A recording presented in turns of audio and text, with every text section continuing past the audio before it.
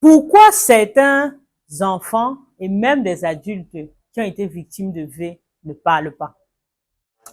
Hello, hello, bienvenue, on va s'expliquer. Quand une histoire de V sur un enfant sort, très souvent on entend la phrase « mais pourquoi est-ce qu'il n'a rien dit ?» Genre, comme si c'était trop facile. Quand vous vous avez seulement les petits gourmands qui vous gèrent là, est-ce que vous parlez? Non. Parce que pour pouvoir s'exprimer sur notre intimité, sur ce qui touche ou sur ce qui blesse notre intimité, on a besoin de deux ingrédients importants. Se sentir en confiance et se sentir en sécurité. Et puis, il faut aussi savoir que ce qui paraît plus facile à faire pour un adulte, c'est pas du tout la même facilité pour les enfants. Je m'explique. Un enfant peut garder le silence sur ce qui lui est arrivé pour plusieurs raisons. La première raison, c'est la peur. Beaucoup d'agresseurs sur les enfants les font peur.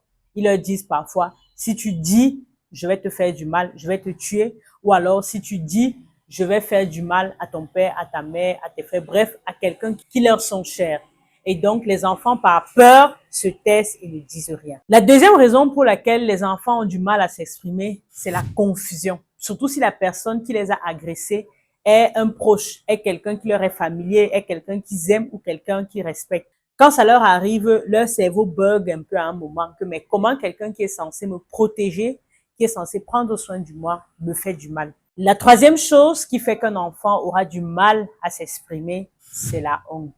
Même s'il n'est responsable de rien, l'enfant qui a subi un V va se sentir mal. Il va croire en fait que c'est de sa faute. Il va croire que c'est parce qu'il a commis quelque chose, un acte, une faute, que cela lui est arrivé. Et donc, le message central que je voudrais transmettre aux parents, ce n'est pas juste de dire à un enfant, si quelqu'un te fait du mal, il faut me dire. Ce qu'il faut leur transmettre plutôt, c'est prendre le temps de créer une vraie relation avec eux. Une relation de confiance où ils sentent naturellement que quand je parle, je suis écouté. Une relation de confiance où vous dialoguez avec votre enfant, vous parlez de tout.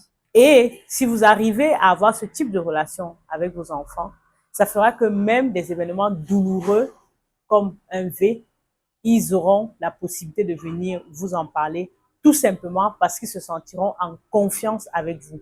Ils sauront que ce que je dis est écouté. Ils sauront qu'ils peuvent être crus, qu'ils peuvent être protégés et qu'ils peuvent être soutenus.